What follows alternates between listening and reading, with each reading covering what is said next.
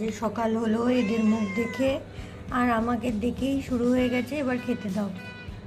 এবার এদের খেতে দিতে হবে। যে বাইরে ওদের জল দেওয়া আছে, যে প্লেট আছে, এবার ওদের খেতে দিতে হবে। আমি আমার বাড়ির পাশে একটি মাঠ আছে, আমি মাঠটাও আজকে একটু দেখাবো যখন ওদের খেতে দিতে যাব।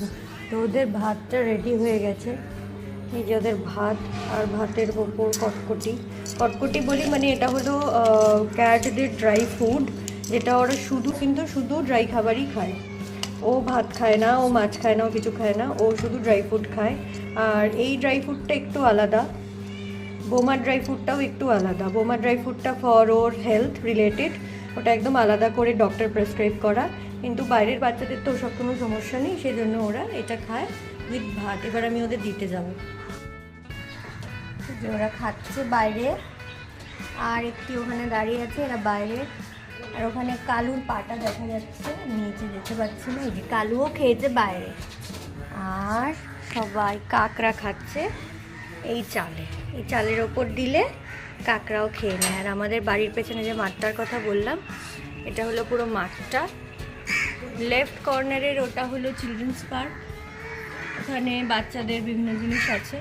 আর এই পুরো বড় পার্কটা এদিক থেকে শুরু করে একদম আমাদের রাইট কর্নার অবধি পুরোটা মাঠ, মানে বিশাল বড় একটি মাঠ।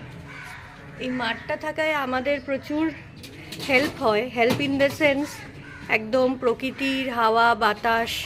আর এটা যেহেতু দক্ষিণ খোলা আমাদের, তো দক্ষিণ দিকের হাওয়া বাতাসটা খুব ভালো মতো আমরা পাই মাঠ থেকে, ফ্রেশ এয়ার পাওয়া যায়। And it's very nice to have দক্ষিণ খোলা জানলা অ্যান্ড দক্ষিণ খোলা মাঠ। এই হচ্ছে আজকের আমার ব্রেকফাস্ট, একটা রুটি আর একটা সবজি, যেটার মধ্যে ব্রকলি, গাজর, বিনস, অল্প চিকেন, ক্যাপসিকাম, বেবি কর্ন দিয়ে মা একটা সবজি বানিয়ে দিয়েছে।